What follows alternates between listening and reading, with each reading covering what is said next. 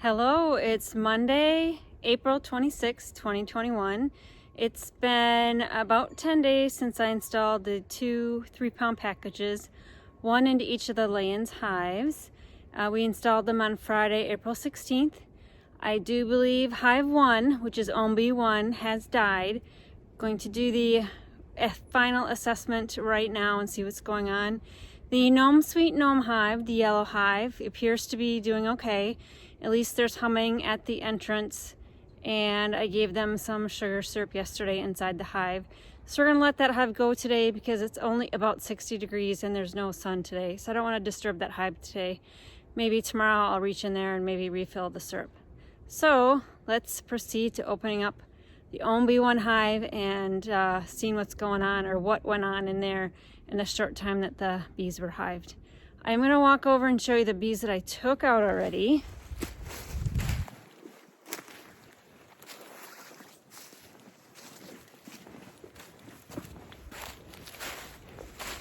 So my parents let me know Thursday and Friday of last week there was no activity in front of OMB1, and when I left on Monday there was activity. The queen had been released. We had pollen pants going in, so something happened between Monday when I left and then Thursday when they noticed there was no activity at the entrance. So I pulled this many bees out from underneath a few of the frames and then decided just to close it up on Saturday when I did an inspection. I'm going to flip the camera around. So I removed about a half a package's worth of bees on my first inspection 2 days ago and decided just to close the hive up, and I would wait till it was a warmer day to do a full assessment. So they've got cement scrapings on there, so the bees that I collect out today I will just put in an ice cream pail so I can further do a scientific assessment and see what's going on. So here are my two hives. Thought I'd just do a walk around. Since again it's cold, I just have the one entrance on the left open. This one's the Sweet Gnome hive. We got some handles on the side with this metal chain to help the wind not catch the lid when the lid's open. 4 ventilation holes way at the top on either side on both of the hives. And then we ratchet strapped everything down. It's kind of a windy, hilly location. And although the cement blocks were level when we started, we just want some extra security that these hives are not going to blow over, especially since there's not a lot inside right now.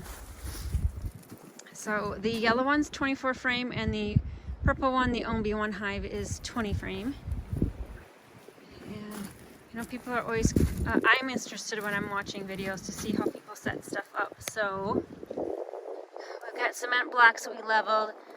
We did use treated lumber, and then Dad was concerned about getting the least amount of contact on the wood on the bottom so the rain wouldn't pool up there and rot the wood.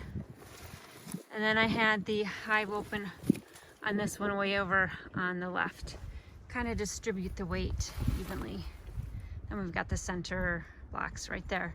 All right, so I'm gonna set the camera down and we're gonna get inside OMB1. Okay, so here's the assessment video.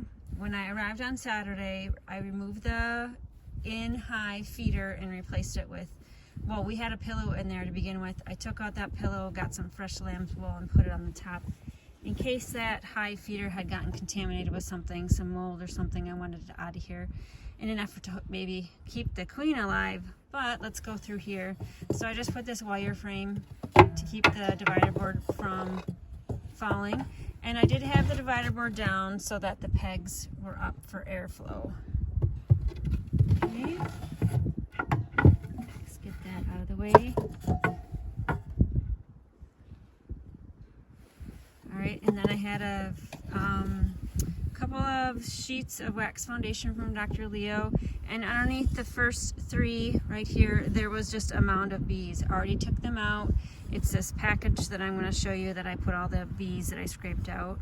So then we got to this frame. There was a little bit there and I could see more, and at that point I said let's just close it up and hopefully maybe they'll survive. But I didn't hear any humming when I did the inspection on Saturday, so here's what it looks like. all these bees stuck on the frames.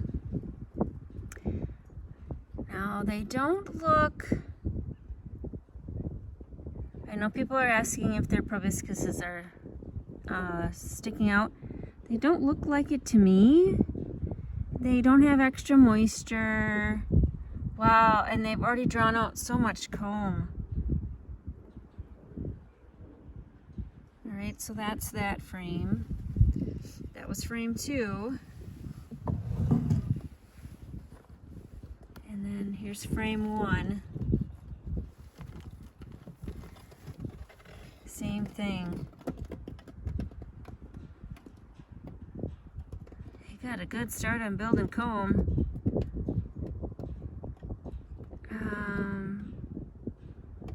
But on this one, looks like there's a lot of heads in the cells. Or yeah, you can see butts. And it looks like a lot of clustering, maybe to keep warm. Hopefully I'll get a lot of comments back, and people who are more experienced than I am can tell me what this looks like. I'm going to bring this up as close as I can and try to stop moving so you can kind of see that. And let me pick one up. I don't want to break my wax here.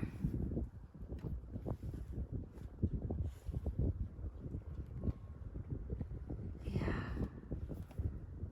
Alright, I'll sift through and make sure the queen is there.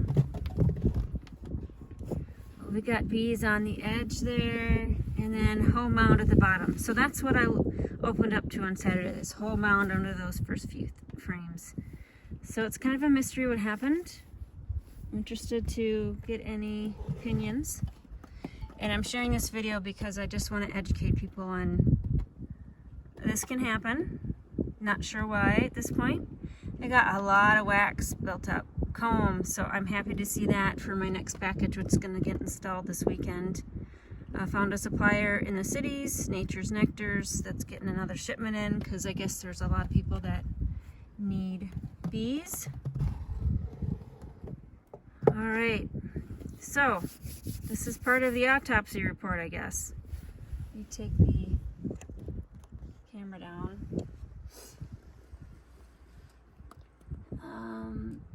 Bees are on the side of the wood there, just mounted to the depth of the frame at the bottom. Alright. I did have the queen excluder set to queen exclude. When Mom and Dad noticed there wasn't a lot of activity, they opened it to open. So queen excluder and mouse excluder, we're concerned with the mice in our area. This is the queen excluder, mouse excluder. So the worker bees, the foragers, can get through these slots, but the drones, I'm not sure if they can or not. But for the first few days, I wanted to make sure that the queen didn't leave on us, so we set it to that. And yeah, let me open this one up here. See, there's not a lot. These 2 entrance holes were shut the whole time. I'm not sure if my parents cleaned these out or not. There's not a lot in there. All right, so I'm hopeful. We got a new bee package coming, and we'll just go from there. I found the queen between the insulated wall right here. This wall is filled with sheep's wool, and frame 1. So she's right at the top. Let me turn this way.